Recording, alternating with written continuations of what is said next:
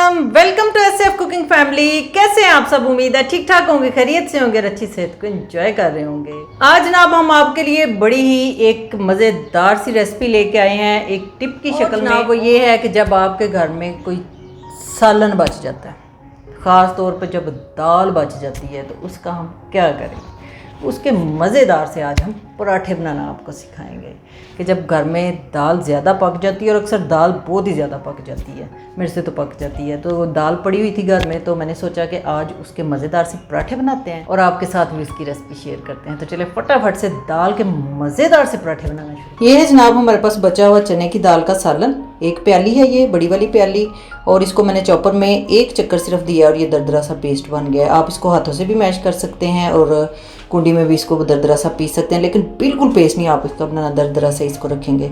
अब इसको शिफ्ट कर दिया मैंने एक बोल में। इसमें कुछ मसाले डालते हैं। 1/4 चम्मच नमक, 1/4 चम्मच सुरख मिर्च, 1/4 चम्मच इसमें काली मिर्च डालेंगे, और एक आधा चम्मच जो है वो धनिया पाउडर है, और आधा चम्मच ज़ीरा, और थोड़ा सा नमक मुझे कम लग रहा था तो और डाल दिया, और आधा कप इसमें मैंने डाल दिया है घर के गेहूं के आटे का। इसको मिक्स कर लेते हैं। मसाले आप अपने टेस्ट के मुताबिक कम ज़्यादा कर सकते हैं, लेकिन इससे भी परफेक्ट बैलेंस रहेगा। 1 चम्मच मैंने कुटी हुई सब्ज़ मिर्चें इसमें डाल दी हैं, आधा चम्मच अदरक लहसुन का दरदरा सा पेस्ट, और थोड़े से पत्ते धनिया के शामिल कर दिए हैं, और इसको हाथों से इस तरह से बाइंड कर लिया, गूंद लिया।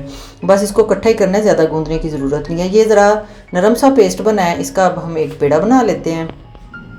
इसको अब हमने रोटी बनाने के लिए कैसे हैंडल करना है उसकी एक ट्रिक है। यहाँ पे हम बेसन का यूज़ करेंगे, आटे का यूज़ नहीं करेंगे हुश्के की जगह, और पेड़े को हाथों की मदद से थोड़ा सा पहले फैला लेंगे, और बेसन चूँकि हम यूज़ कर रहे हैं तो इसके जायके में कोई फ़र्क नहीं पड़ेगा, ज़्यादा भी लग जाएगा तो।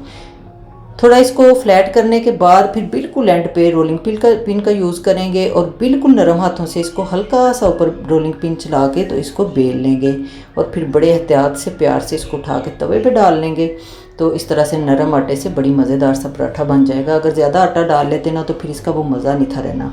तो थोड़ी सी पकाने में हम एहतियात कर लेते हैं। तवे को हमने ऑयल से ग्रीस कर लिया था, और जब एक साइड से ये पक जाए, कलर ऊपर से चेंज हो जाए, तो इसको फ्लिप करेंगे और दूसरी तरफ भी ऑयल लगा लेंगे या घी, जो भी आपने लगाना है।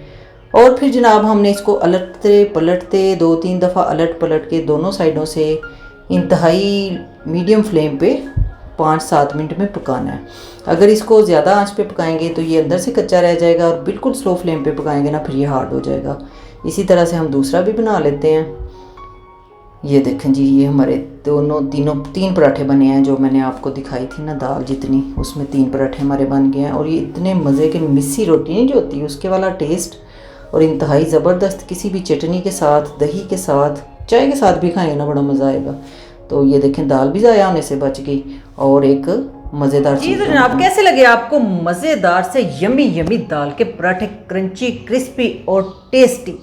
रेसिपी अच्छी लगी है तो लाइक कीजिएगा, और दोस्तों के साथ भी इस रेसिपी को शेयर कीजिएगा। फिर मिलेंगे किसी नई मज़ेदार सी रेसिपी के साथ। Stay positive, stay healthy. अल्लाह हाफिज़।